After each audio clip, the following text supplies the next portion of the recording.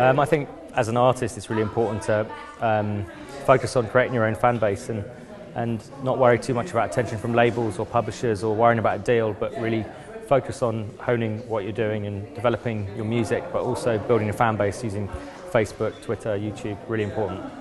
Work like your job ain't finished. I think if I look at someone like Beyonce and I watch her interview and she says she doesn't have any time off, and I've seen a plaque for one of her albums that sold 15 million. I don't have that plaque. If she doesn't have any time off, why should I be having time off? I need to be working twice as hard as her to get there, if that makes any sense. So for me, it's just about the graft and keep working. The first step is, maybe think about what artists you either like or you're impressed with, like how their campaign's gone. Like go onto Facebook or whatever, go find managers' contact details, just do some research. Sell yourself and then just start managing straight away. Don't do a course. No disrespect to Westminster, sorry.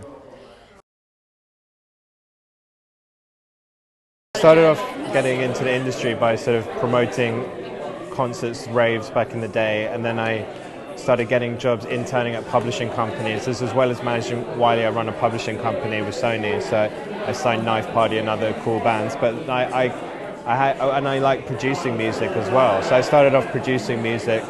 I met a guy who was doing it, and I just begged him to allow me to help him out, and I was just very, very useful.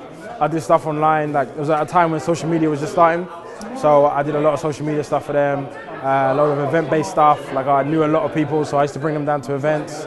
I always say if people like you, they like to have you around. So it was always important to me that people got a sense of my personality. And if someone was asked an opinion about me, they would be able to know what I stand for. And then it becomes about, you can't rely on your personality or whether people like you, then you have to kind of start making records. I started off just doing any internships that I could. From the age of 17, I did a little bit of work experience at EMI. I didn't really know what side I wanted to get into, but I just kind of took whatever I could really, and then started doing music journalism. I started writing about bands, going to gigs, and I was studying English literature at uni, so it seemed just like a natural fit. I wanted to write about music. Kind of broke into the music industry through mixtapes. I used to work on a lot of CDs, give some out for free. It got to the point where people were like, we shouldn't give these out for free anymore, we should sell them. We started selling them.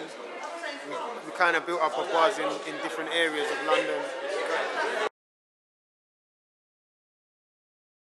You always look for whether the person has, one, a raw talent, and two, do they have the ability to realise that raw talent? I would look for someone who, it would really impress me if an artist were just doing their own thing and really driving it. People that are driven, one of the people I work with, my partner Jake Gosling, discovered Ed Sheeran, produced his album. So with Ed, I've known Ed since he was staying on my sofa.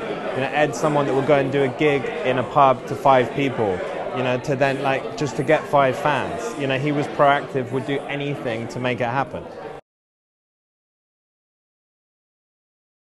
I started as Lana's lawyer. I met Lana through another client of mine and went to see a show as a sort of a favour for my client, and became her lawyer, because I'm a music lawyer as well. And from there, eventually one day she said, will you manage me? And at that point I was pleased to do that, but I wanted to get some help, so I got another manager involved and we co-managed Lana.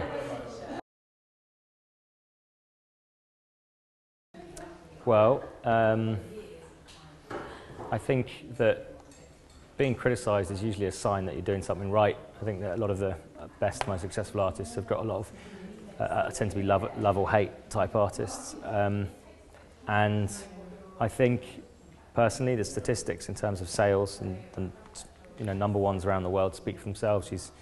There's a lot of love for her out there, and I think the criticism is, I think the haters will always be there, and I think the best advice to give is just ignore them.